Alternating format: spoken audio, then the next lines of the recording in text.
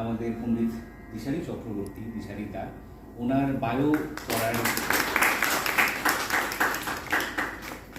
Bio পড়তে আমাকে বলা হয়েছিল, এবং তখন থেকে আমি ভাবছি যে এত বড় বায়ো আমি কী করে পড়ব। এবং আমি দিশারি দার কাছ থেকে অনুমতি চাইলাম যে দাদা আমি এতটা হয়তো নাও করতে পারি, যদি আপনি কিছুটা বলে দেন।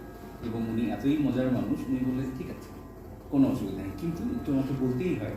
দিশারি দার সাথে আমাদের বাংলাদেশের যে মাইহার ঘরানা, যা আসলে বাংলাদেশের না, কিন্তু উস্তাদ আলাউদ্দিন খান এর যে সৃষ্টি বা যেই স্টাইল অফ মিউজিক, দিশারি চক্রবর্তী উনি সেই ঘরানার একদম খান বাড়িতে থেকে প্রায় 30 বছর উনি এই যন্ত্রটি শিখেছেন।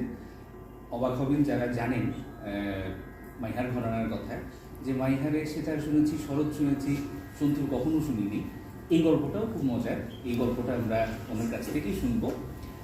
তবে উনি দেশ বিদেশে নানা ধরনের সাংগীতিক প্রজেক্টস করেছেন, প্রচুর অ্যাওয়ার্ডস উনি জিতেছেন। তাছাড়া প্রায় 7টা যন্ত্রে তার পারদর্শিতা আছে। উনি মিউজিক ডিরেকশন করেছেন, উনি সোলো পারফর্ম করেছেন, এবং ভারত এবং ভারতের বাইরের বিভিন্ন পুরস্কারে উনি ভূষিত। আজ এই সন্তুর রিসাইটালে আমরা সাতুরি পরিবার পক্ষ থেকে ওনাকে আমন্ত্রণ জানাই, এবং একই সাথে আপনাদের সবাইকে আমরা আমন্ত্রণ জানাচ্ছি।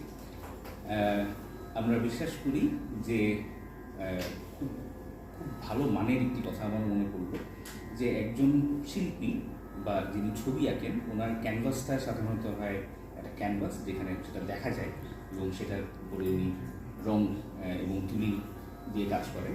কিন্তু একজন শিল্পী বা একজন মিউজিশিয়ান, ওনার ক্যানভাসটা থাকে হচ্ছে সাইলেন্স। তো আমরা ওনাকে ওনার বাজনা শুরু করার আগে আমরা সবাই মিলে যদি প্রথমত ফোনটাকে একটু সাইলেন্ট যদি করে নিই, এবং দ্বিতীয়ত জাস্ট 2 মিনিটের আমরা একটা সাইলেন্স যদি আমরা রাখি, যেন এই ক্যানভাসটা সুন্দর করে আমরা বানিয়ে দিতে পারি আমাদের আজকের শিল্পীকে।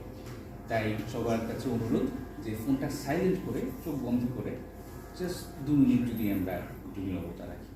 ধন্যবাদ।